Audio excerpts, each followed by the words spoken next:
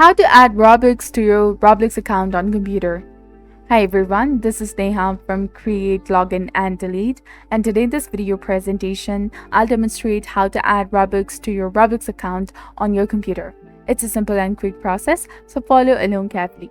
To add Robux to your Roblox account, you can use the desktop app, the Roblox Player, or visit the Roblox website on any browser. If you're unable to update the Roblox to the latest version, using the website is recommended. To redeem a gift card and add Robux to your account, navigate to the left-hand side of the menu and select Gift Cards option. Click on it, and then you will be taken to a page where you can browse and shop for the gift cards. If you already have a gift card to redeem, click on the Redeem Card option, where you can enter your code and easily claim your Robux. Another method is to click on the Roblox icon at the top right corner of the screen over here and click on Buy Robux. If you don't have a gift card, you can also buy Robux through the desktop app.